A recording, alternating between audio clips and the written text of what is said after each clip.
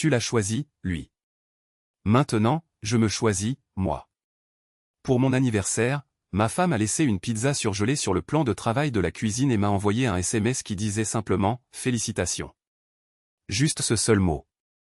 Pas de point d'exclamation, pas d'émoji cœur, absolument rien. Une semaine auparavant, elle et ses amis avaient orchestré une fête dans le jardin pour mon meilleur ami, Jake, avec des feux d'artifice, un photographe en drone et suffisamment de bière artisanale pour faire flotter un yacht. Lorsque j'ai demandé pourquoi cette disparité de traitement, elle s'est contentée de hausser les épaules et de déclarer « Tu n'es pas vraiment du genre à fêter, Dave ». Je n'ai pas répondu, ni mangé la pizza. Au lieu de cela, j'ai saisi mon sac de travail et j'ai quitté notre maison Craftsman délabrée dans la ville industrielle oubliée de Millbrook, Massachusetts. La peinture s'écaillait des volets comme une peau brûlée par le soleil, et les marches de l'entrée s'affaissaient sous le poids de 20 ans de négligence. Cet endroit avait autrefois été magnifique. Maintenant, il servait de symbole supplémentaire à tout ce qui s'était détérioré dans mon existence. Ce soir-là, sa mère m'a envoyé un SMS, « Pourquoi tout le monde panique ?» J'ai scruté ce message pendant 10 bonnes minutes, assis au Murphy's Bar avec une Budweiser tiède devant moi. Le bar était le genre d'établissement où les aspirations venaient mourir, caractérisé par des sols collants, des enseignes de bière au néon qui clignotaient comme des lucioles mourantes et l'odeur persistante de cigarettes froides, malgré l'interdiction de fumer mise en place il y a des années. C'était devenu ma deuxième maison, en grande partie parce que ma résidence principale ressemblait davantage à une prison. On dirait que quelqu'un a uriné dans tes cornflakes, a fait remarquer Murphy, le propriétaire. Son prénom était Sean O'Malley, mais tout le monde l'appelait Murphy parce qu'il possédait le Murphy's Bar et parce que la vie était plus simple ainsi. Il était bâti comme une borne d'incendie, avec des bras qui pourraient probablement soulever une Volkswagen et un visage qui avait été témoin d'un excès de bagarre de bar. Ma femme pense que je ne suis pas du genre à fêter, ai-je dit, en avalant une autre gorgée de bière chaude. Murphy a ricané avec mépris. Ta femme pense une multitude de choses, la plupart erronées. Je connaissais Murphy depuis le lycée, à l'époque où j'étais David Mitchell, le quarterback vedette et futur chef d'entreprise. Maintenant, j'étais simplement Dave, un électricien de 42 ans qui avait perdu son entreprise d'électricité 3 ans plus tôt lorsque l'économie s'était effondrée et que mon plus gros client avait fait faillite. Ma femme, Sarah, avait été compréhensive au début. Nous allons traverser ça ensemble, avait-elle affirmé. Mais la compréhension avait une durée de conservation limitée, manifestement. Sarah était avocate d'entreprise chez Henderson & Associates, un bureau élégant avec une façade en verre qui proclamait « Nous facturons $500 de l'heure et valons chaque centime ». Elle portait des tailleurs puissants qui dépassaient mon salaire mensuel et conduisait une BMW que je lui avais offerte à l'époque où j'avais encore des fonds. De nos jours, elle me considérait comme un meuble qu'elle envisageait de donner à la Croix-Rouge. « Tu sais quel est ton problème, Dave ?» a demandé Murphy, en essuyant un verre avec un chiffon qui avait connu de meilleures décennies. « Tu es excessivement gentil. Ta femme te traite comme un déchet, et tu l'acceptes simplement. Le mariage est une question de compromis, ai-je dit, en répétant quelque chose que j'avais trouvé dans l'un de ces livres de développement personnel que Sarah m'avait offert pour Noël, situé à côté du livre de recettes de plats surgelés et du guide Comment s'habiller pour réussir. Murphy a émis un rire qui ressemblait à du gravier dans un mixeur. Compromis, tu dis ? À quand remonte la dernière fois qu'elle a fait des compromis sur quoi que ce soit ? Je n'ai pas pu répondre à cette question, principalement parce que je ne me souvenais pas.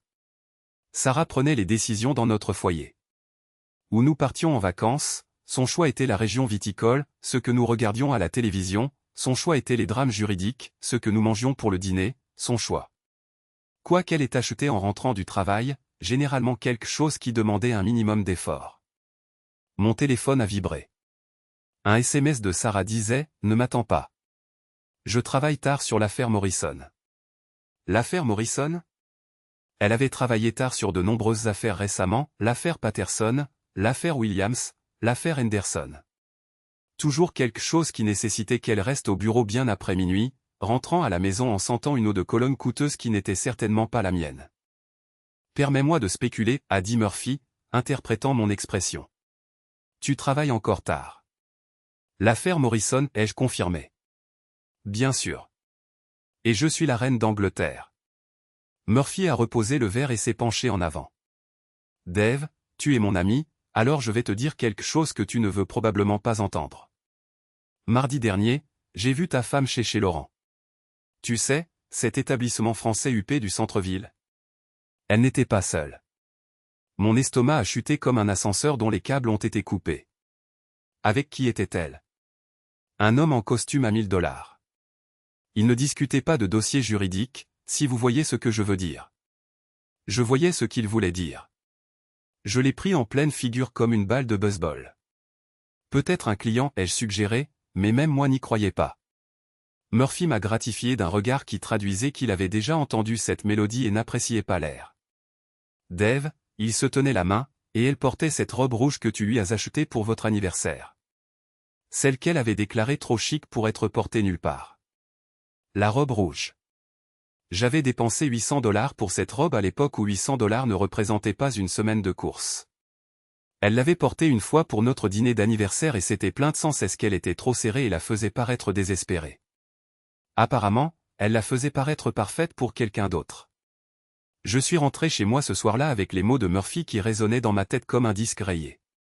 Notre maison paraissait encore plus déprimante dans l'obscurité, avec la moitié des lumières du porche grillées et la pelouse envahie parce que j'étais trop occupé à faire des doubles quarts de travail pour la tondre.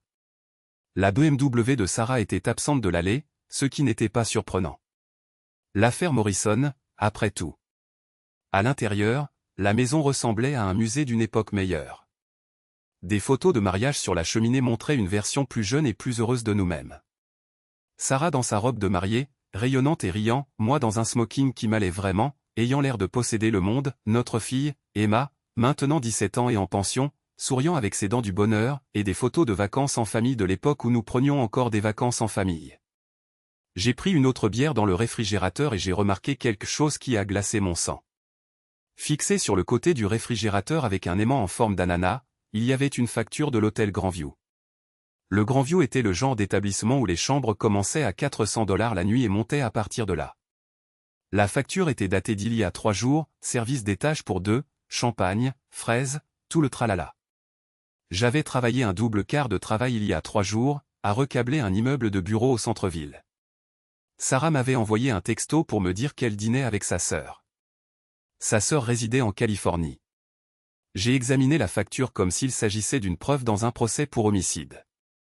Chambre 412, facturée sur une carte de crédit que je ne reconnaissais pas. Mais en bas, de l'écriture distinctive de Sarah, il y avait une note. Merci pour tout. Mes mains tremblaient, vraiment tremblaient, comme si j'étais une sorte de détective amateur dans un film de seconde zone. Mais ce n'était pas un film. C'était ma vie, et elle se désintégrait en temps réel. J'ai entendu une portière de voiture claquer à l'extérieur, la BMW de Sarah ronronnant dans l'allée comme un chat satisfait. J'ai rapidement fourré la facture dans ma poche et j'ai essayé d'avoir l'air désinvolte, ce qui était à peu près aussi réussi que d'essayer d'avoir l'air désinvolte pendant que votre maison brûle autour de vous. Sarah est entrée, portant son tailleur bleu marine et tenant sa mallette comme une arme. Elle avait l'air fatiguée mais contente, comme quelqu'un qui venait de conclure un accord important ou de gagner une affaire difficile, ou d'avoir passé la soirée avec quelqu'un qui n'était pas son mari. « Tu es encore debout ?» a-t-elle demandé, sans tout à fait croiser mon regard. Je n'arrivais pas à dormir, ai-je dit. Comment s'est passé le travail? Épuisant.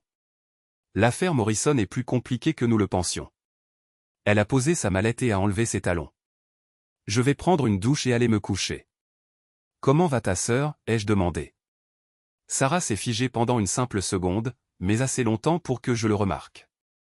Tu as dit que tu dînais avec elle l'autre soir. Comment va-t-elle? Oh, bien. Elle va bien. Toujours la même Linda. Tu sais comment elle est. Sarah se retirait déjà vers les escaliers. J'ai vraiment besoin de cette douche, Dave. La journée a été longue. Elle a disparu à l'étage, et j'ai entendu la douche couler quelques minutes plus tard. J'ai sorti la facture et je l'ai regardée une fois de plus. Chambre 412. Champagne, fraises. Merci pour tout. Je suis allé à la buanderie, où le sac de sport de Sarah était posé sur la machine à laver. Je n'avais jamais fouillé dans ses affaires auparavant. En 20 ans de mariage, j'avais respecté sa vie privée, mais 20 ans de mariage n'avaient apparemment pas la signification que je pensais qu'ils avaient. À l'intérieur du sac de sport, sous ses vêtements de sport, j'ai découvert une chemise habillée pour homme. Taille L. Je porte du monsieur, la chemise était chère, le genre d'article qui coûte plus cher que toute ma garde-robe, monogrammé sur la manchette. AC. Je ne connaissais personne avec les initiales AC, mais j'allais le découvrir. Le lendemain matin, Sarah est partie au travail sans dire au revoir. Elle a attrapé son café, a embrassé l'air quelque part près de ma joue et a disparu dans un nuage de parfums coûteux et de culpabilité. Je me suis fait porter pâle au travail, ce qui n'était pas tout à fait une invention. J'étais malade. Malade à en avoir l'estomac retourné, las d'être traité comme un imbécile, et fatigué de faire semblant que tout allait bien alors que mon mariage était manifestement en train de couler comme l'eau du bain d'hier. J'ai passé la matinée à faire ce que tout mari qui se respecte ferait dans ma situation. J'ai cherché sur Google comment prendre un conjoint infidèle et me suis immédiatement senti comme le plus grand loser de la planète. Internet regorgeait de conseils de personnes qui avaient été exactement là où j'étais, et rien de tout cela n'a amélioré mon estime de moi. Vers midi, mon téléphone a sonné, Emma appelant de son internat dans le Vermont. « Salut, papa » dit-elle, et je pouvais sentir la joie forcée dans sa voix. Emma avait 17 ans, mais elle était assez perspicace pour discerner quand quelque chose n'allait pas. Elle avait hérité de l'intelligence de Sarah et de mon entêtement, ce qui allait soit la rendre incroyablement brillante, soit incroyablement malheureuse. « Salut, ma chérie. Comment ça va à l'école ? C'est ennuyeux. Écoute, je voulais te demander quelque chose. Maman a dit que vous ne viendriez peut-être pas au week-end des parents le mois prochain. Tout va bien, ai-je demandé. Je n'avais reçu aucune information concernant le week-end des parents, un fait qui ne me surprenait pas particulièrement. Sarah gérait généralement la majorité des affaires scolaires d'Emma, affirmant que ma charge de travail m'empêchait de me tenir au courant des dates et échéances importantes. Tout va bien, ai-je déclaré, le mensonge planant dans l'air. Juste beaucoup de travail, papa. L'inflexion d'Emma a changé, adoptant ce ton particulier qui indiquait un scepticisme face à mon affirmation. Je ne suis pas naïve. Je suis consciente que la dynamique entre toi et maman est tendue, et je connais aussi l'oncle Tony. L'oncle Tony ? Cette question a provoqué une sensation semblable à un coup physique. Qui est l'oncle Tony ? L'ami de maman. Le monsieur qui vient vous rendre visite pendant que vous êtes au travail. Elle m'a dit que c'était juste un collègue de son bureau, mais... La voix d'Emma s'est éteinte, laissant la phrase incomplète. Mais quoi, ai-je insisté. Il lui a offert des fleurs la semaine dernière. Et pas n'importe quelle fleur. Des roses. Des roses rouges. Une quantité considérable, en fait. Des roses rouges, le symbole quintessentiel de la romance. À moins, bien sûr, qu'on ne les achète pour sa mère ou que sa conjointe ne soit en convalescence dans un hôpital. Sarah détestait les fleurs, affirmant toujours qu'elles constituaient une dépense excessive, vouée à la décomposition éventuelle. Mais il semblerait qu'elle n'ait pas la même aversion pour les cadeaux floraux de l'oncle Tony. Emma, quelle est la description physique de l'oncle Tony ? Grand, cheveux foncés, dents remarquablement bien entretenues. Il conduit une voiture de luxe. Une Porsche, je crois. Sa tenue vestimentaire suggère l'aisance financière. Assez, Anthony quelque chose, ou peut-être Andrew ou Alexander. Les possibilités étaient nombreuses, mais la situation devenait de plus en plus transparente. Est-ce qu'il vient souvent vous voir ? Emma a fait une pause un instant avant de répondre. Papa, peut-être que je n'aurais pas dû divulguer ces informations. Je ne veux pas provoquer de discorde. Tu ne provoques pas de discorde, ma chérie. Je veux juste connaître les faits. Il est venu 3 ou 4 fois, à ma connaissance. Invariablement pendant tes heures de travail. Maman l'a présenté comme l'oncle Tony, comme s'il était un membre de la famille, mais je ne l'ai jamais rencontré auparavant. Et la façon dont ils échangent des regards. Une autre pause s'ensuivit. Ce n'est pas la façon dont on regarde un ami. Après avoir terminé ma conversation avec Emma, je suis resté assis dans ma cuisine, fixant le papier peint qui se décollait et essayant de digérer les informations que j'avais acquises. Sarah avait une liaison avec un certain Tony. Un homme riche, avec une hygiène dentaire impeccable, et qui conduisait une Porsche. Un homme qui lui offrait des roses rouges et l'emmenait dans des hôtels luxueux. Un homme qui n'était pas moi. J'avais toujours cru que je n'étais pas assez bien pour Sarah. Même pendant nos jeunes années au lycée, lorsque notre relation amoureuse a commencé, elle était hors de ma portée. Elle était la majeure de promotion, la capitaine de l'équipe de débat, la jeune femme destinée à la célébrité. J'étais le quarterback, avec un niveau scolaire respectable et des aspirations ambitieuses. Mais j'avais travaillé dur, créé une entreprise prospère et lui avais offert le style de vie qu'elle désirait, jusqu'à ce que je subisse d'importantes difficultés financières. Maintenant, elle avait trouvé quelqu'un capable de lui fournir ce que je ne pouvais plus me permettre. Quelqu'un qui avait la richesse, le statut et, vraisemblablement, une chevelure abondante. Quelqu'un qui ne rentrait pas à la maison avec de la terre sous les ongles, préoccupé par la facture d'électricité imminente. J'étais furieux, plus que je ne l'avais été de mémoire récente. Mais sous la colère résidait une émotion encore plus insidieuse. L'humiliation. Depuis combien de temps durait cette liaison clandestine? Combien d'individus étaient au courant de cette tromperie? Sarah et l'oncle Tony se moquaient-ils de moi en privé? Orchestretraient-ils tout cela pendant que j'effectuais des quarts de travail prolongés dans le but de maintenir notre stabilité financière? Mon téléphone portable a émis une vibration. Un message texte de Jake, mon ami de longue date. On prend un verre ce soir? J'ai des nouvelles. Jake Morrison, mon plus proche confident depuis nos études secondaires. Celui qui avait été mon témoin. Celui pour qui Sarah avait organisé cette somptueuse fête d'anniversaire. Jake, qui travaillait dans le secteur immobilier, conduisait une voiture sophistiquée et s'habillait avec des vêtements coûteux.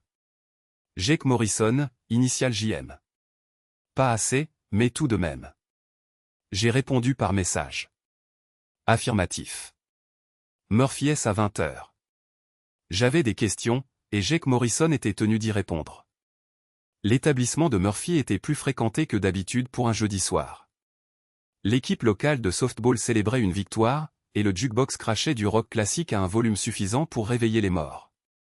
J'ai trouvé Jake à notre table habituelle au fond, en train de déguster une bière artisanale qui coûtait probablement plus cher que mon repas de midi. Jake avait l'air bien. Il avait toujours l'air bien. À 43 ans, il avait conservé la plupart de ses cheveux, avait un ventre plat et affichait une assurance qui suscitait chez les autres le désir d'acquérir ce qu'il vendait. Ce qui, dans sa fonction professionnelle, était de l'immobilier. De l'immobilier haut de gamme. Dave. Il s'est levé et m'a étreint dans un de ses gestes à coups de tape dans le dos qui semblait excessivement enthousiaste. Comment ça se passe, mon pote? Je ne peux pas me plaindre, ai-je répondu, le mensonge palpable alors que je me glissais dans la banquette en face de lui. Quelles sont ces nouvelles dont tu as fait allusion? Le sourire de Jake s'est encore élargi. Si une telle prouesse était même réalisable. J'ai finalisé la transaction du projet Riverside. Tu te souviens de celui que je poursuis depuis 6 mois. 15 millions de dollars. Ma commission à elle seule me permettra d'acquérir un nouveau navire. Félicitations, ai-je articulé, en m'efforçant de paraître sincère. C'est en effet une bonne nouvelle. Merci, mon ami. Je n'aurais pas pu y parvenir sans l'aide de ta femme. En fait, Sarah a été exceptionnelle sur les aspects juridiques. Elle a vraiment dépassé les attentes.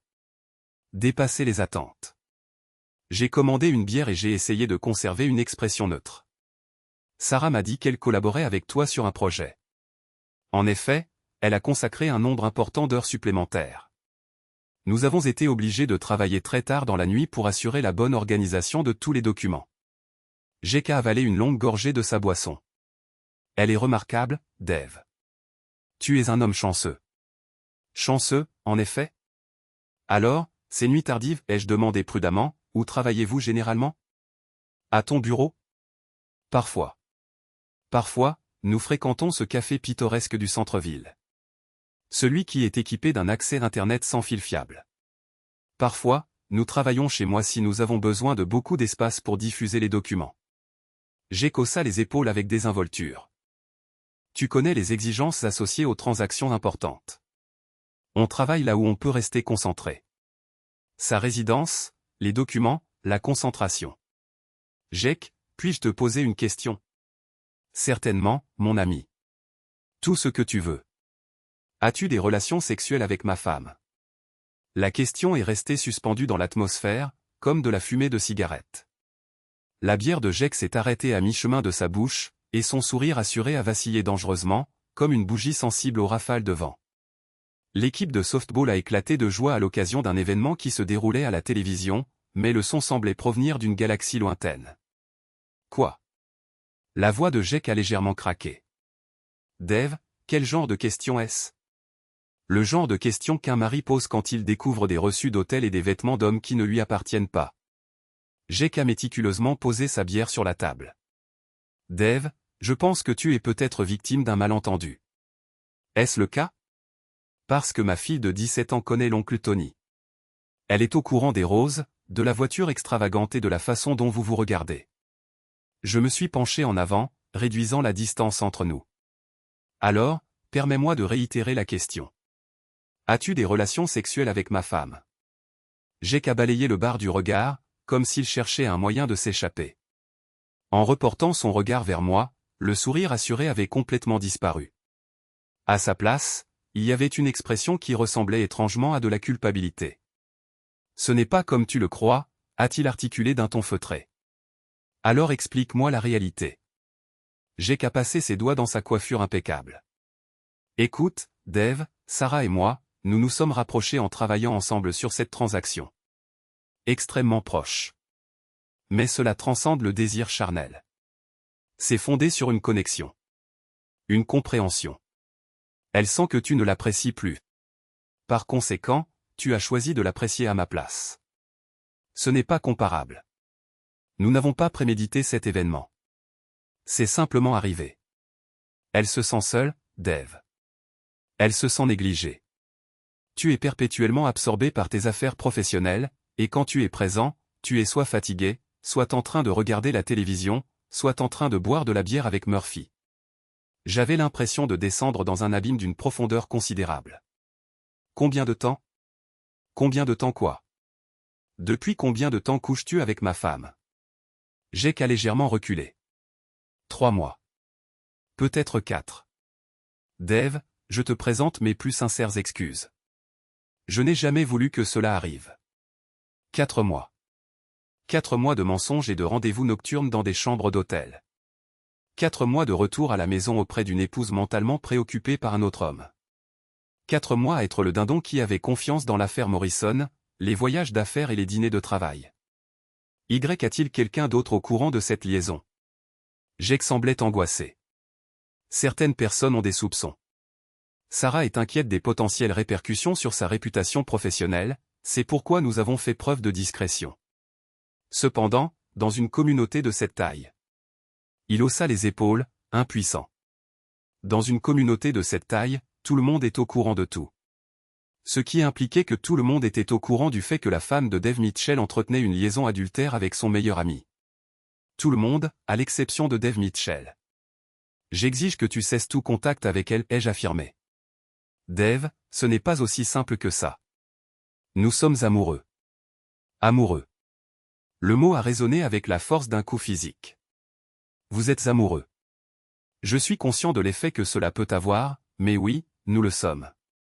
Et elle a l'intention de mettre fin à ton mariage, Dave. Elle a déjà consulté un avocat spécialisé dans les divorces. L'abîme dans lequel je descendais s'est soudainement approfondi de façon vertigineuse. Elle a consulté un avocat. Elle ne souhaite pas infliger plus de souffrance que nécessaire. Elle espère que vous pourrez négocier un arrangement à l'amiable. À l'amiable? Comme si j'étais un associé dont on se séparait de ses parts, plutôt qu'un mari qu'on jette. Je me suis levé de la table. Mes jambes étaient instables, comme si je me trouvais sur le pont d'un navire en pleine tempête.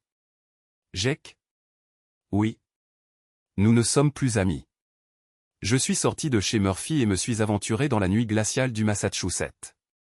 Derrière moi, j'entendais encore l'équipe de softball célébrer sa victoire, mais j'avais l'impression de venir de subir une défaite cuisante dans la compétition la plus importante de mon existence.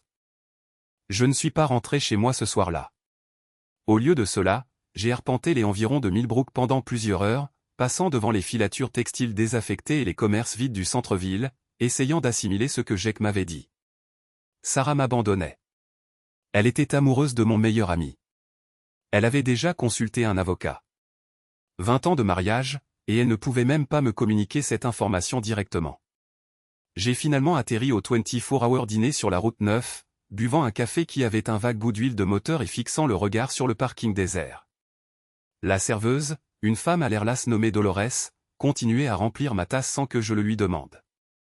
Elle avait probablement vu de nombreux hommes dans ma situation au cours de sa carrière. Des hommes dont la vie venait de s'effondrer.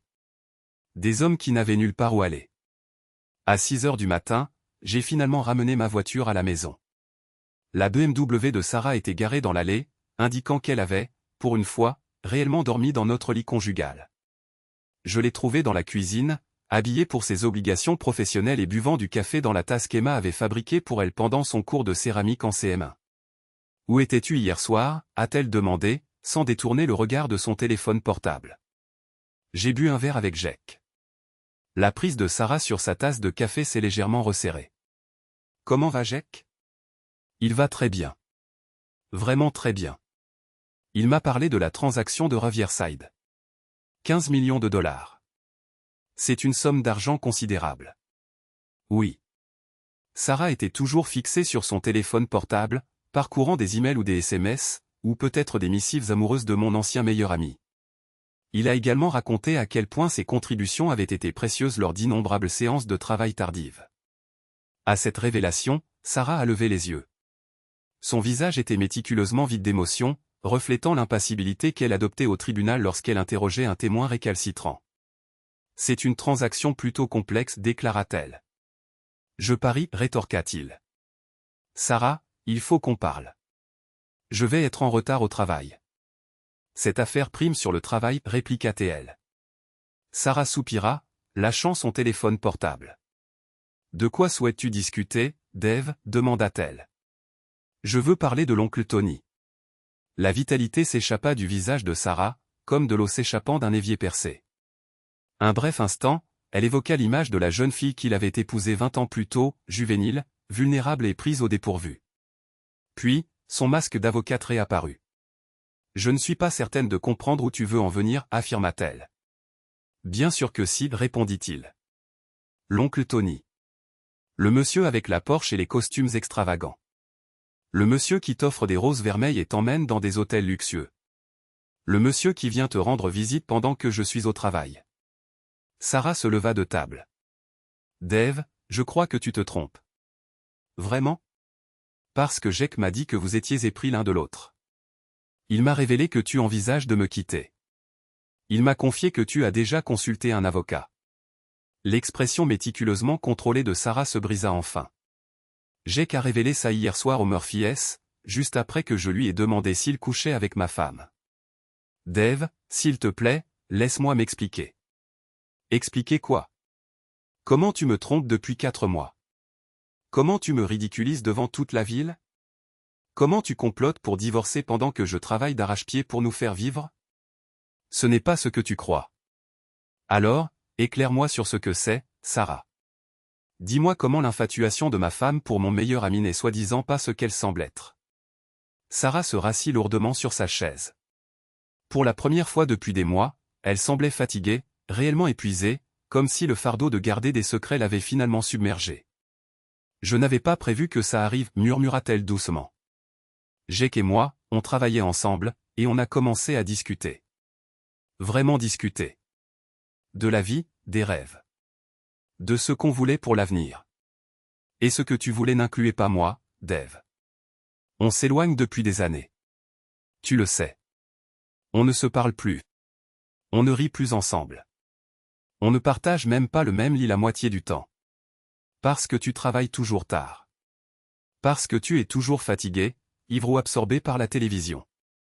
À quand remonte la dernière fois que tu m'as demandé comment s'était passée ma journée ? Vraiment demandé, pas juste par habitude. Il essaya de se souvenir, mais il n'y parvint pas. Alors tu as choisi de chercher quelqu'un qui te le demanderait. J'ai trouvé quelqu'un qui me voit. Qui me voit vraiment.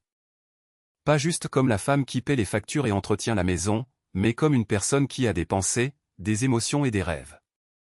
Je te vois. Non, Dave. Tu vois ce que tu veux voir. Tu vois la femme qui t'a épousé il y a 20 ans, pas la femme que je suis devenue. Et qui es-tu devenue, Sarah ? Une femme qui trompe son mari ? Une femme qui ment à sa fille ? Une femme qui projette de détruire sa famille sans même prendre la peine d'en discuter avant. Les yeux de Sarah s'enflammèrent de colère. N'ose pas me faire la leçon sur la décence. Tu t'es désengagé de ce mariage depuis des années. Tu as abandonné ton entreprise et tu as capitulé. Tu as arrêté de te battre. Tu as arrêté de te soucier de quoi que ce soit au-delà de ta prochaine bière et de ton prochain chèque de paie. Je me suis tué à la tâche pour subvenir aux besoins de cette famille. Tu faisais semblant. Il y a une différence. Ils s'examinèrent à travers la table de la cuisine. 20 ans de mariage réduits à des accusations et des sentiments blessés. Dehors, il entendait le chien du voisin aboyer et le bruit de la circulation sur l'artère principale. Des sons ordinaires d'une matinée ordinaire et d'une vie ordinaire. Mais il n'y avait rien d'ordinaire dans tout ça. Alors, qu'est-ce qui se passe maintenant, demanda-t-il.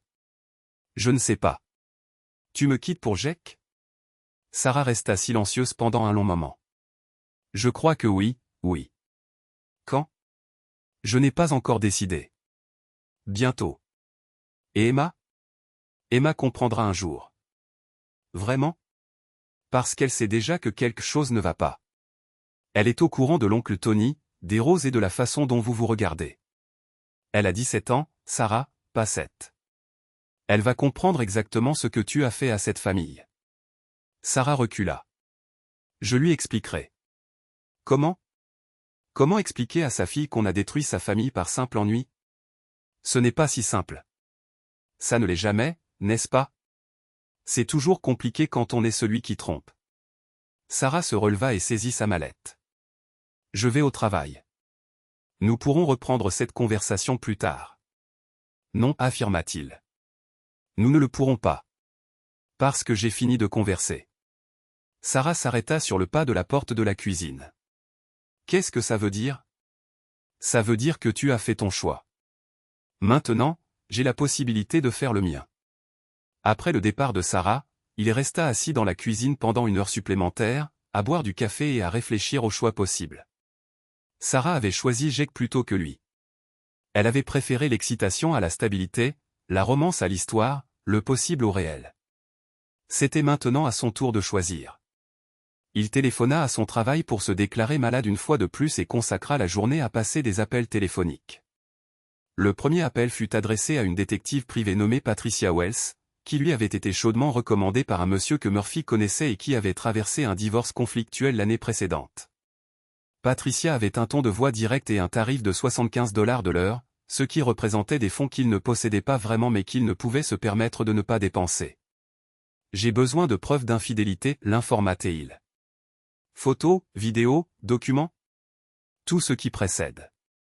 Depuis combien de temps cela dure-t-il? 4 mois, à ma connaissance. Peut-être plus longtemps. Savez-vous où ils se rencontrent? Il lui fournit l'adresse de Jake, le Grand View Hotel, et quelques autres endroits que Jake avait mentionnés. Patricia prit des notes et posa des questions pratiques concernant les horaires, les habitudes, et le type de preuve qui résisterait à un examen minutieux devant un tribunal. Cela va engendrer des coûts, l'avertit-elle. Combien? 1500, peut-être 2000, selon la durée nécessaire et le type d'équipement dont j'ai besoin. $2000 de plus que ce qu'il gagnait en 1 semaine. Cependant, Sarah avait l'intention de le ruiner financièrement lors du divorce, et il avait besoin de munitions. Procédé. Le deuxième appel fut adressé à l'établissement scolaire d'Emma. Il les informa qu'il avait besoin de s'entretenir avec sa fille au sujet d'une urgence familiale, ce qui n'était pas techniquement un mensonge. Sa famille traversait indéniablement une urgence. Emma le rappela 20 minutes plus tard. « Papa, qu'est-ce qui ne va pas? L'école a dit qu'il y avait une urgence. Emma, j'ai besoin de te poser quelques questions concernant ta mère et l'oncle Tony, et j'ai besoin que tu sois complètement sincère avec moi. » Il y eut une longue pause. Est-ce que c'est à propos du divorce? Son cœur cessa ses pulsations. Quel divorce? Maman m'a téléphoné la semaine dernière. Elle a dit que vous et elle rencontriez des difficultés et que vous alliez peut-être divorcer. Elle a dit que ce n'était pas de ma faute et que vous m'aimeriez toujours tous les deux, quoi qu'il arrive. Sarah avait informé Emma du divorce avant de l'en informer lui. Sa propre femme avait évoqué la fin de leur mariage avec leur fille alors qu'il ignorait tout de l'affaire. Qu'est-ce qu'elle t'a dit d'autre? Elle a dit qu'elle avait rencontré quelqu'un qui la rendait heureuse, quelqu'un qui la comprenait mieux que toi. Elle a dit qu'il s'appelait Tony et que je l'aimerais bien. Comment tu te sens par rapport à ça? Une autre pause. Honnêtement, je trouve ça nul. Je sais que toi et maman n'êtes plus heureux depuis un certain temps, mais je ne pensais pas qu'elle te remplacerait comme ça. Me remplacer? C'était précisément ce que Sarah était en train de faire. Échanger son ancien modèle contre une version plus récente et plus resplendissante. Emma, j'ai besoin que tu saches que je vais contester ça. Pas pour faire du mal à ta mère, mais pour me protéger et te protéger toi. Tu comprends? Je crois que oui. Papa? Oui. Je t'aime. Et je me fiche de combien d'argent l'oncle Tony possède ou de la beauté de sa voiture. Tu es mon père, et ça ne changera pas. Après avoir mis fin à la conversation avec Emma, il passa un appel supplémentaire. Celui-ci fut adressé à son avocat, un monsieur nommé Bill Henderson, qui avait géré les aspects juridiques lorsqu'il avait lancé son entreprise d'électricité. Bill était semi-retraité à ce stade, mais il acceptait encore des affaires occasionnelles pour des connaissances de longue date. Dave, c'est agréable de vous entendre. Que puis-je faire pour vous? J'ai besoin d'un avocat spécialisé dans les divorces, Bill. Incompétent. Je suis désolé d'entendre ça. Quelle est la situation? Il lui fournit les éléments essentiels. L'affaire, les mensonges, le fait que Sarah avait déjà l'intention de l'abandonner. Bill écouta sans intervenir, prenant parfois des notes. Cela va coûter cher, dit-il quand il eut terminé. Et ce sera désagréable.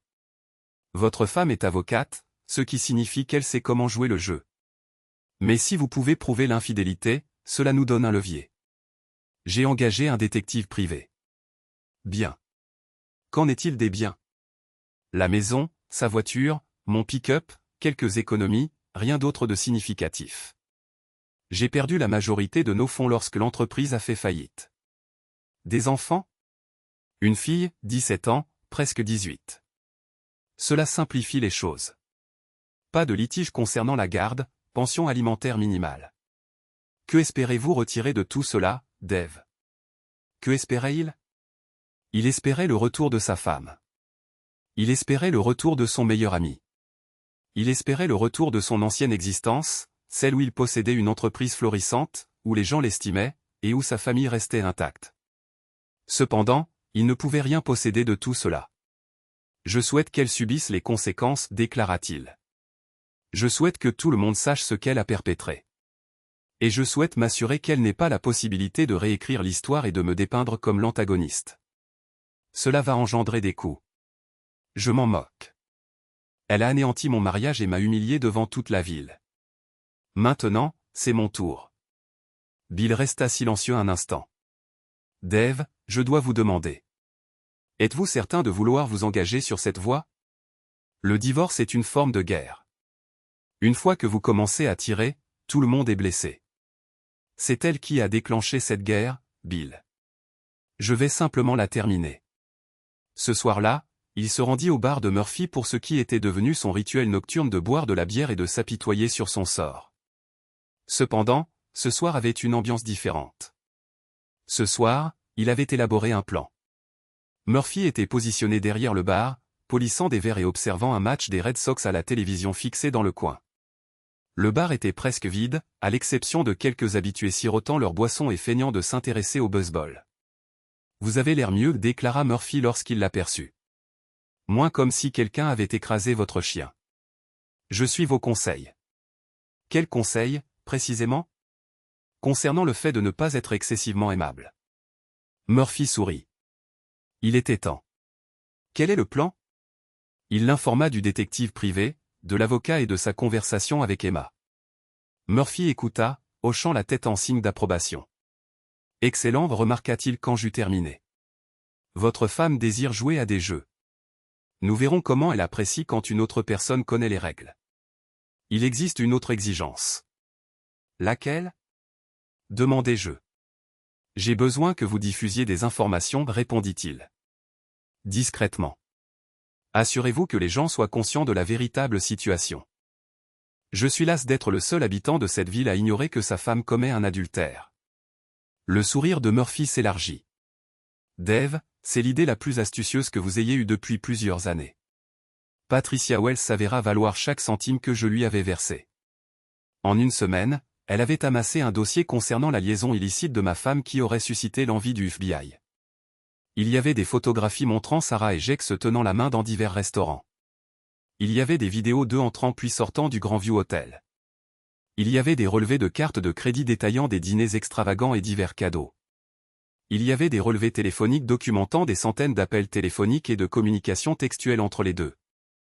La pièce à conviction la plus accablante était un enregistrement que Patricia avait obtenu à l'aide d'un appareil qu'elle avait stratégiquement placé dans le bureau de Jake. Sarah et Jake discutaient de leur avenir commun, notamment de leur stratégie pour différer la reconnaissance publique de leur relation jusqu'après l'obtention du diplôme d'Emma. « Nous devons simplement faire preuve de patience », articula la voix de Sarah sur l'enregistrement. Dave a déjà des soupçons, mais il ne possède aucune preuve tangible. Si nous restons vigilants pendant quelques mois supplémentaires, nous pouvons exécuter cela sans causer de tort indu à personne. Sans causer de tort indu à personne ? Il semble que je ne corresponde pas à la définition de personne, rétorqua la voix de Jake. Je déteste les activités clandestines. J'aspire à proclamer au monde la profondeur de mon affection pour toi. Bientôt, promit Sarah. Après l'obtention du diplôme d'Emma. Ensuite, nous pourrons vivre ensemble ouvertement. L'enregistrement avait été obtenu par des voies légales et était admissible comme preuve devant un tribunal. Selon Bill Henderson, il constituait également une preuve accablante de préméditation et de planification délibérée. Sarah ne se contentait pas de participer à une liaison adultère.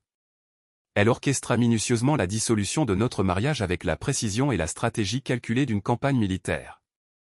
Cependant, les preuves que Patricia avait rassemblées n'étaient pas seulement bénéfiques pour la procédure de divorce. Elles servaient également un objectif entièrement distinct.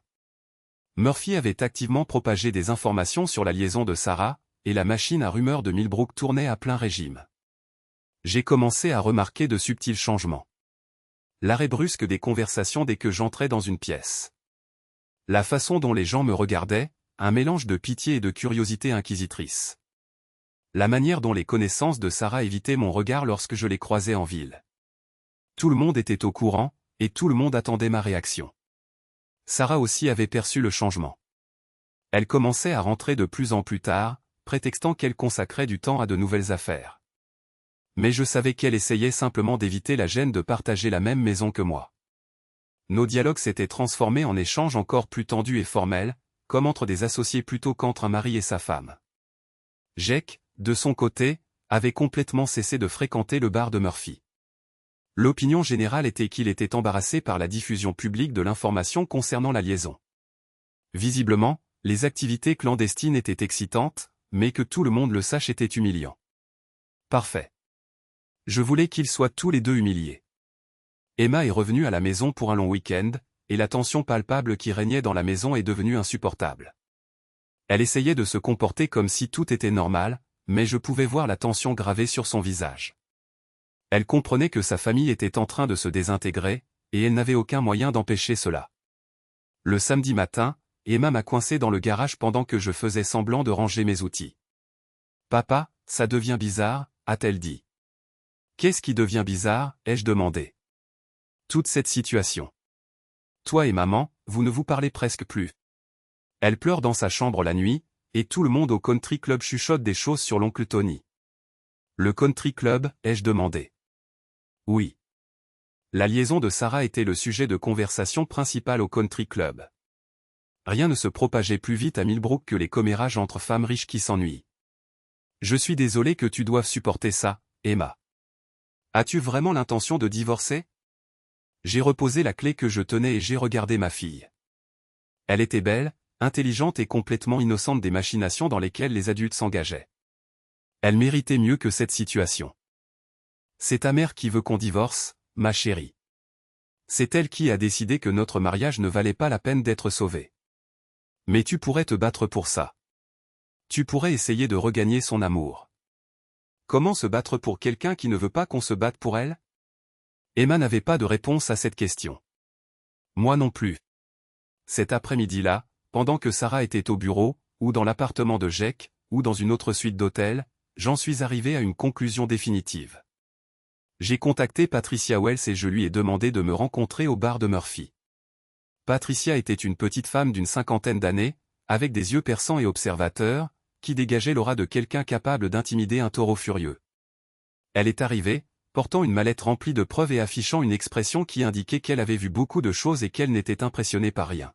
« Vous avez suffisamment de preuves pour les enterrer tous les deux en cours de divorce » a-t-elle déclaré, en étalant des photos sur la table. Infidélité, fraude, abandon émotionnel. Votre femme aura beaucoup de mal à justifier ses transgressions. Les photos étaient sans équivoque accablantes. Sarah et Jake en train de s'embrasser dans sa voiture. Sarah, vêtue de la robe rouge que je lui avais achetée, tenant la main de Jake dans un restaurant. Sarah quittant l'immeuble de Jake au petit matin, manifestant un mélange de satisfaction et de culpabilité. Qu'en est-il des relevés financiers, ai-je demandé. C'est là que les choses deviennent intéressantes. Patricia a sorti un dossier. Votre femme a dépensé des fonds qui ne sont pas à votre disposition, en utilisant des cartes de crédit dont vous ignorez l'existence, et en contractant des prêts sur votre maison. Elle a même contracté une deuxième hypothèque sans vous dire qu'elle finançait cette liaison avec des dettes. Les chambres d'hôtel, les dîners extravagants, les divers cadeaux. Elle a probablement dépensé 15 000 $ au cours des 4 derniers mois. 15 000 $? Des fonds dont nous ne disposions pas, empruntés sur une maison que je croyais nous appartenir intégralement. Il y a plus, continua Patricia. J'ai mené des recherches concernant votre associé, Jake. Il n'est pas aussi prospère qu'il le prétend. Cette transaction à Riverside dont il se vantait? Elle s'est effondrée il y a 2 semaines. Il a menti sur ses revenus et ses perspectives. Donc, il est indigent, dis-je. Pas indigent, mais il n'est pas non plus riche. Il subsiste grâce au crédit et à des fonds empruntés, à l'image des agissements de votre femme. Ils feignent tous les deux d'être ce qu'ils ne sont pas. Je fixai les photos et les documents éparpillés sur la table. Ma femme et mon ami le plus proche vivaient une existence fabriquée, financée par des dettes et des mensonges. Ils ont anéanti mon mariage pour une illusion. Que comptez-vous faire de ces informations? Demanda Patricia. Je compte les anéantir. Patricia hocha la tête en signe d'approbation. Maintenant, vous envisagez les choses comme quelqu'un qui aspire à l'emporter. Le festival annuel du jour des fondateurs de Millbrook avait invariablement lieu le premier samedi d'octobre, et l'année en cours ne fit pas exception. La totalité de la ville se réunissait dans le parc situé dans le centre-ville, où se trouvaient des camions de restauration, des stands d'artisans et des concerts. C'était le genre de rassemblement communautaire sain qui donnait l'impression que Millbrook était sorti d'un tableau de Norman Rockwell, en supposant que Norman Rockwell ait dépeint de petites villes grouillant de commérages, d'adultère et d'aspirations brisées. Je n'avais jamais particulièrement apprécié le jour des fondateurs, mais cette année, j'avais une raison impérieuse d'y assister. Cette année, j'avais quelque chose à dire aux honnêtes citoyens de Millbrook. Sarah s'était efforcée de ne pas y assister, affirmant qu'elle était obligée de consacrer du temps à du travail en suspens, mais Emma insista pour que nous y allions en tant qu'unité familiale unie. C'est peut-être la dernière fois que nous sommes tous ensemble, dit-elle, et Sarah ne put contester cette logique sans paraître insensible. Ainsi, nous y sommes allés, tous les trois, en plus de Jake, qui est apparu sans y être invité et s'est comporté comme s'il appartenait à notre famille. Il était vêtu d'un costume extravagant qui coûtait probablement plus cher que le paiement de mon camion et souriait à tout le monde comme s'il était en campagne pour le poste de maire. Sarah restait à proximité de lui, touchant son bras de temps en temps ou riant à ses plaisanteries, tandis que je me promenais quelques pas derrière, portant le sac à main d'Emma et ayant l'impression d'être un appendice superflu lors de ma propre sortie familiale. La totalité de la ville était présente. Murphy avait fermé le bar pour la durée de l'après-midi et s'occupait du service de bière. Mes anciens employés de l'entreprise d'électricité étaient dispersés dans la foule, la plupart étant actuellement employés par d'autres entrepreneurs ou rencontrant des difficultés pour trouver un emploi stable. Les collègues de Sarah du cabinet d'avocats étaient regroupés à proximité de la scène principale, paraissant trop bien habillés et incongrus au milieu de la population ordinaire. À 3 heures, le maire prononça son discours annuel sur les valeurs communautaires et la fierté civique au sein d'une petite ville. À 3h30, la fanfare du collège interpréta des compositions musicales patriotiques tandis que les individus feignaient de l'attention. À 4 heures, une session de micro ouvert eut lieu, au cours de laquelle chacun pouvait s'adresser à l'assemblée au sujet des problèmes communautaires ou des événements à venir. C'est à ce moment-là que j'ai exécuté ma manœuvre. Je me suis approché du micro tandis que l'oratrice précédente, une femme âgée se plaignant des nids de poules situés sur Elm Street, rassemblait ses notes. La foule était agitée et préparée à ce que le festival passe à la partie bière et barbecue de l'après-midi, elle ne s'attendait pas au spectacle que j'étais sur le point de lui présenter. Bonjour à tous, articulai-je dans le micro. Ma voix résonna dans tout le parc, et les conversations se sont progressivement calmées lorsque les individus ont réalisé qu'un nouvel orateur était présent. Je m'appelle Dave Mitchell, et je réside dans cette ville depuis la majeure partie de mon existence. Je pouvais apercevoir Sarah dans la foule, son visage affichant une pâleur due à une soudaine compréhension. Jake se tenait à côté d'elle, manifestant de la perplexité mais commençant à exprimer de l'appréhension. Emma était située près du devant, ses yeux dilatés par la réalisation que son père était sur le point de se lancer dans une action dramatique et probablement embarrassante. « Je désire vous parler aujourd'hui du mariage », insistai-je. Du respect, de la loyauté et des conséquences lorsque ces vertus sont bafouées. L'assistance manifestait de l'attention à cet instant précis. Rien n'éveillait l'intérêt des gens avec autant d'empressement que la promesse d'un drame public. Il y a 20 ans, j'ai épousé la plus belle et la plus intelligente des femmes de cette ville. Sarah Henderson représentait tout ce que je n'étais pas. Éduquée, ambitieuse, promise à de grandes choses. Mais elle m'a choisi, et j'ai consacré les 2 décennies suivantes à essayer d'être digne de ce choix. Je pouvais apercevoir Sarah qui tentait de se frayer un chemin à travers la foule vers la scène, mais un nombre excessif de personnes nous séparait. Jake la suivait, tous deux affichant de la panique. J'ai monté une entreprise. J'ai acheté une maison. J'ai travaillé 16 heures par jour pour offrir à ma femme et à ma fille la vie qu'elles méritaient. Lorsque l'entreprise a chancelé et finalement échoué, j'ai accepté tous les emplois que j'ai pu trouver pour maintenir notre famille à flot. Je croyais que de tels sacrifices étaient inhérents au mariage. Engagement. Partenariat. Murphy, depuis la tente à bière, m'adressait un sourire et un geste d'approbation. D'autres personnes dans la foule manifestaient un mélange de curiosité, de sympathie et d'anticipation. Cependant, mes suppositions concernant l'essence du mariage se sont avérées erronées, car pendant que je peinais pendant ces 16 heures, ma femme était diligemment engagée dans une toute autre entreprise. Elle s'efforçait de me remplacer. Un murmure bas a parcouru l'assemblée. Sarah avait abandonné ses tentatives d'approcher la scène et se tenait immobile à environ 6 mètres, son visage un véritable tableau d'horreur et de fureur. Voyez-vous, ma femme entretenait une liaison extra-conjugale depuis 4 mois. Elle menait des rencontres clandestines avec mon meilleur ami, proférant des mensonges sur moi, sur notre fille et sur vous tous. Elle menait une double vie, financée par des crédits cachés et des hypothèques sur notre maison. Le murmure s'est transformé en un bourdonnement prononcé de discussions excitées. Ce spectacle surpassait tout divertissement que les organisateurs du festival avaient imaginé.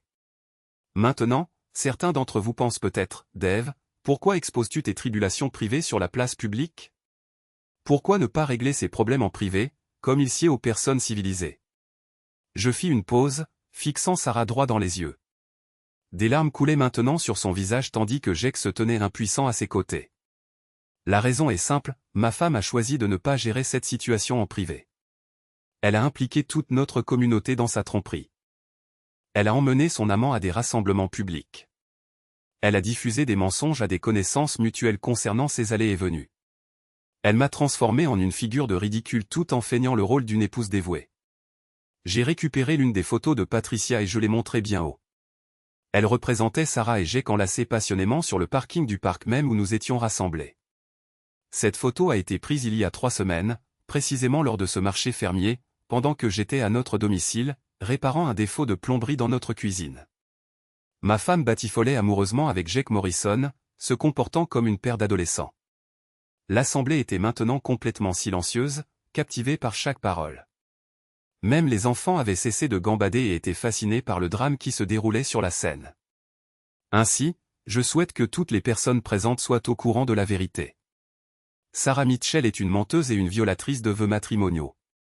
Jake Morrison est un individu perfide qui profite des affections des femmes de ses amis, et je refuse de perpétuer la prétention que tout cela est acceptable. J'ai reposé le microphone sur son socle et j'ai quitté la scène. La foule s'est écartée alors que je la traversais, certains me donnant des tapes de soutien dans le dos, d'autres me regardant simplement avec incrédulité. Derrière moi, je pouvais entendre les sanglots de Sarah et les tentatives de Jake pour la calmer. Emma m'a intercepté à la périphérie du parc. « Papa, qu'est-ce que tu viens de faire ?» J'ai simplement dit la vérité, ai-je répondu. « Tu as humilié maman devant toute la ville. Votre mère s'est humiliée elle-même et moi. J'ai simplement veillé à ce que tout le monde soit au courant de la situation. » Emma me regarda avec une expression comme si elle ne m'avait jamais vu auparavant. « Ce n'est pas ton genre. Peut-être aurais-je dû agir ainsi il y a longtemps. » Je suis rentré chez moi seul, abandonnant ma famille à gérer les répercussions de ma révélation publique. Derrière moi, je pouvais percevoir le murmure collectif alors que 500 personnes digéraient les événements auxquels elles venaient d'assister. Le lendemain, tout Millbrook serait au courant de l'histoire dans son intégralité. La semaine suivante, elle deviendrait une légende locale. Sarah rentra chez elle 3 heures plus tard, les yeux rougis par les pleurs et la voix rauque d'indignation. « Comment as-tu pu m'infliger une telle douleur » cria-t-elle. « Comment as-tu pu m'humilier de la sorte devant tout le monde ?»« De la même manière que tu m'as humilié, rétorquai-je calmement. Sauf que je ne l'ai fait qu'une seule fois. Tu as anéanti ma réputation, ma carrière, tout. Bien. Maintenant, tu comprends ce que ça fait. » Sarah me fixa avec un regard d'animosité pure. « J'exige que tu quittes cette maison ce soir même. C'est tout autant ma résidence. Si tu désires mon départ, tu seras obligé de faire appel à la police. Peut-être que je le ferai. Vas-y. Je prendrai plaisir à expliquer aux agents les raisons pour lesquelles ma femme souhaite mon arrestation. Je suis certain qu'ils trouveraient cela extrêmement intéressant. » Sarah s'abstint d'appeler la police. Au lieu de cela, elle prépara une valise et partit, vraisemblablement pour s'installer chez Jake ou l'une de ses connaissances qui ne l'avait pas encore totalement ostracisée. Sa BMW quitta l'allée. J'éprouvais une sensation que je n'avais pas ressentie depuis des mois. Un soulagement. Les conséquences de mon discours de la fête des fondateurs furent rapides et sévères. Dès le dimanche matin, le cabinet juridique de Sarah avait reçu des reproductions des photographies et des enregistrements de Patricia. Le lundi après-midi, Sarah était suspendue, en attendant une enquête formelle sur sa conduite professionnelle. Le mardi, les titres de compétences de Jake en matière immobilière étaient examinés par l'organisme de réglementation de l'État. Les rumeurs à Millbrook circulaient avec la précision d'un mécanisme d'horlogerie suisse. Tout le monde avait un avis sur mes actions, et la majorité de ces avis était étonnamment favorable. De toute évidence, de nombreuses personnes nourrissaient des soupçons quant à l'infidélité de Sarah et étaient impressionnées par mon affirmation tardive de respect de soi. Le bar Murphy S se transforma en quartier général non officiel de la Team Dev. Chaque soir, des amis et des connaissances fréquentaient l'établissement pour m'offrir des boissons et me raconter leurs propres histoires de trahison conjugale et de vengeance. J'atteignis une sorte de célébrité locale, l'homme qui avait eu l'audace de dénoncer son épouse infidèle devant toute la ville.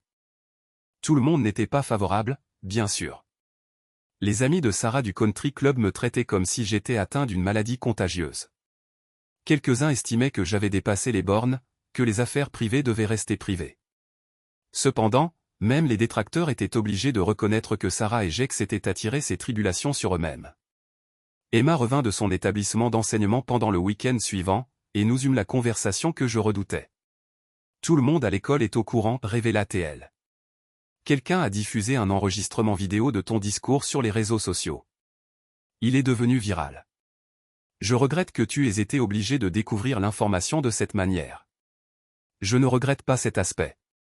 Je regrette que les événements se soient produits. Emma s'assit en face de moi à la table de la cuisine. Papa, je comprends les raisons de ta colère. Vraiment. Mais tes actions envers maman ont été cruelles. Les actions de ta mère envers notre famille ont été cruelles. Mes actions constituaient une justice. Vraiment? Parce que de mon point de vue, cela ressemble à de la vengeance.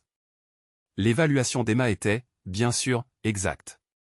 C'était de la vengeance, pure et simple. Cependant, parfois, vengeance et justice sont synonymes. Ta mère a fait des choix, articulai-je. Elle a choisi d'avoir une liaison extra-conjugale. Elle a choisi de nous mentir. Elle a choisi d'élaborer des plans de dissolution du mariage sans m'en informer. Je me suis contenté de faire en sorte qu'il y ait des conséquences à ces choix.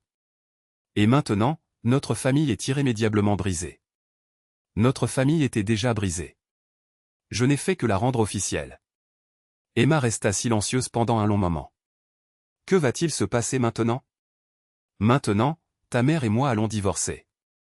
Tu vas terminer tes études secondaires et t'inscrire à l'université. La vie continue. Lui pardonneras-tu un jour? Je réfléchis à cette question. Allais-je un jour absoudre Sarah pour avoir trahi nos vœux de mariage, m'avoir humilié devant nos connaissances et avoir menti à notre fille? Allais-je un jour absoudre Jake pour avoir trahi ma confiance et séduit mon épouse? Je ne sais pas, répondis-je honnêtement. Peut-être un jour, mais pas pour l'instant. La procédure de divorce avança rapidement une fois que Sarah eut compris qu'elle n'avait aucun moyen de pression. Les preuves confirmant son infidélité étaient accablantes, et les documents financiers que Patricia avait déterrés révélaient une duplicité systématique qui dépeignait Sarah comme une intrigante calculatrice plutôt qu'une femme qui avait simplement cessé d'aimer. Bill Henderson fit preuve d'une impitoyable détermination lors des négociations. Sarah conserverait son véhicule et ses effets personnels, mais tous les autres biens seraient divisés équitablement. La résidence serait vendue et le produit partagé. Sarah assumerait la responsabilité du remboursement des prêts cachés et des soldes de cartes de crédit qu'elle avait utilisés pour financer sa liaison extra-conjugale. Jake, quant à lui, était confronté à des problèmes plus importants qu'un divorce litigieux. L'ordre des agents immobiliers avait relevé des anomalies dans plusieurs de ses récentes transactions, y compris celle de Riverside dont il s'était vanté. Sa licence professionnelle était suspendue et il risquait potentiellement des accusations criminelles pour activités frauduleuses. Le couple doré, qui s'était cru supérieur au banal Dave Mitchell, avait tout perdu en quelques semaines. 3 mois après le jour du fondateur, je reçus un message de Patricia Wells. « J'ai pensé que vous souhaiteriez être informé, dit-elle. Votre femme et Jake Morrison ont mis fin à leur relation la semaine dernière. Apparemment, l'amour ne triomphe pas de tout quand les deux parties sont au chômage et confrontées à des poursuites judiciaires. Comment avez-vous obtenu cette information ? Jake fréquente la taverne Mickey's de l'autre côté de la ville, et raconte à qui veut l'entendre comment Sarah a ruiné son existence. Il semble qu'il lui attribue ses démêlés judiciaires.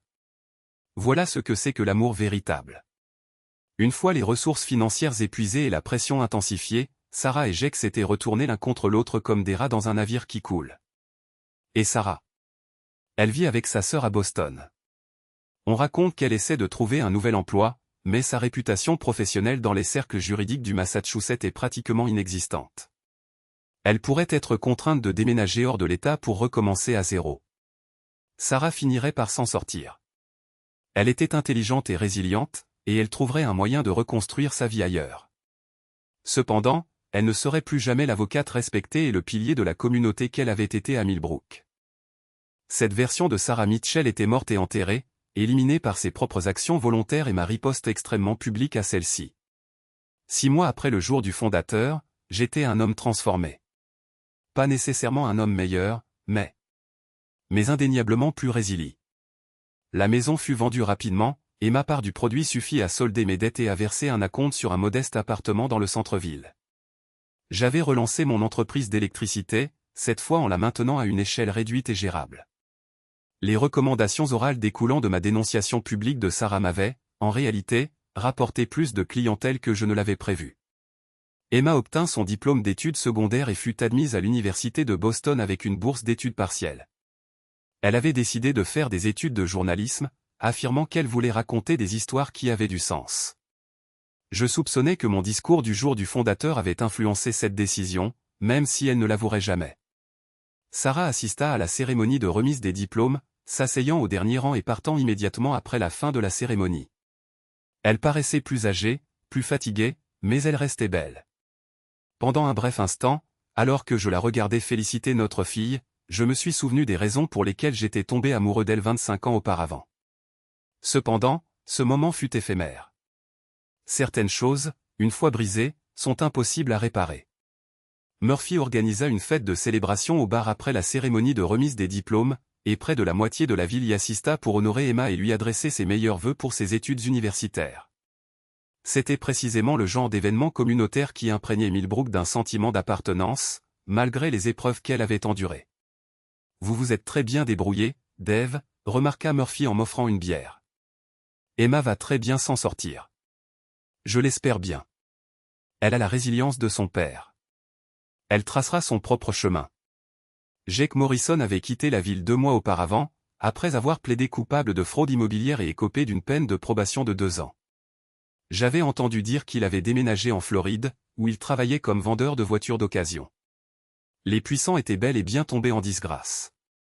Alors que les festivités commençaient à s'apaiser et que les participants entreprenaient le chemin du retour, Emma me prit à part.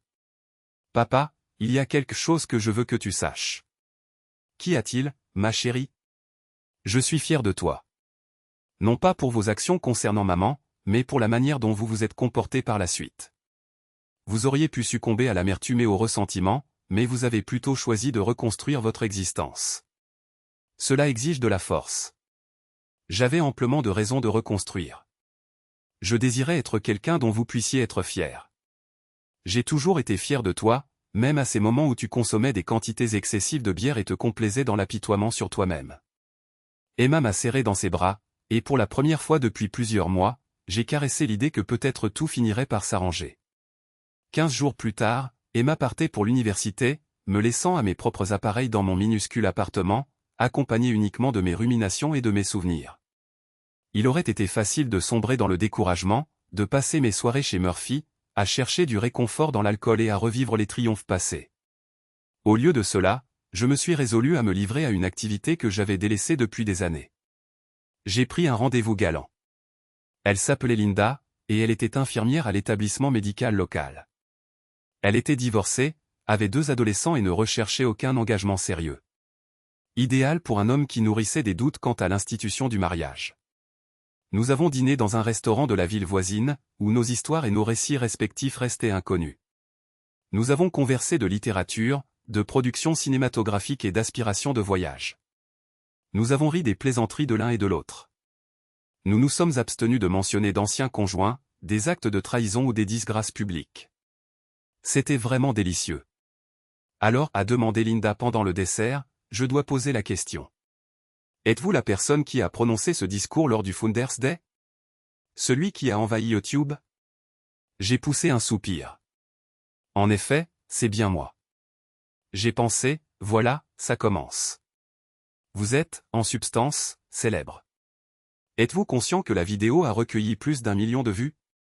1 million de vues. Mon moment de justification publique avait été transformé en divertissement sur Internet. Avez-vous des regrets, a sondé Linda. Concernant quel aspect? Le discours, ou l'union maritale qui l'a précipité? Le discours. J'ai réfléchi à la question. Ai-je regretté de me tenir devant toute ma communauté et d'exposer l'infidélité de ma femme? Ai-je regretté de ternir la réputation de Sarah et de la soumettre à l'humiliation en présence de tout ce qu'elle connaissait? Non, ai-je finalement répondu. Je n'ai aucun regret. Elle a fait ses choix, et j'ai fait les miens. Mon seul regret réside dans la durée prolongée qu'il m'a fallu pour défendre mes intérêts. Linda a souri. Une réponse louable. Nous avons eu un 2e rendez-vous la semaine suivante, et un 3e par la suite. Linda n'était pas Sarah. Elle ne possédait pas le même degré de beauté, d'intelligence ou d'ambition, cependant, elle était gentille, honnête et présente d'une manière que Sarah n'avait jamais manifestée. Elle me percevait telle que j'étais, pas comme une déception ou un simple tremplin vers quelque chose de supérieur. Peut-être que cela suffisait. Par une froide soirée de décembre, près d'1 an après avoir découvert la transgression de Sarah, j'étais en train de fermer ma boutique lorsque j'ai discerné une silhouette familière se tenant de l'autre côté de la rue.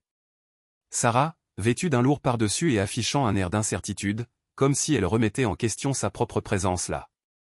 J'ai verrouillé la porte et me suis approché d'elle. Bonjour, Dave. Sarah. Qu'est-ce qui motive ta visite? Je désirais converser avec toi. Pour te présenter mes excuses. Je reconnais qu'il est tard pour de tels sentiments, mais je me suis senti obligé de les exprimer malgré tout. Sarah paraissait plus âgée que ses 40 ans, fatiguée par les répercussions de ses décisions. Je déménage en Californie la semaine prochaine. Un nouveau départ, pour ainsi dire. Bonne chance, Sarah. Je souhaite que tu comprennes que je n'ai jamais eu l'intention que les choses se terminent de cette manière. Je n'ai jamais eu le désir de te faire du mal, ni à Emma. Pourtant, tu as fait du mal. Tu as brisé notre famille au nom d'un fantasme. J'en suis consciente, et j'en suis profondément désolé.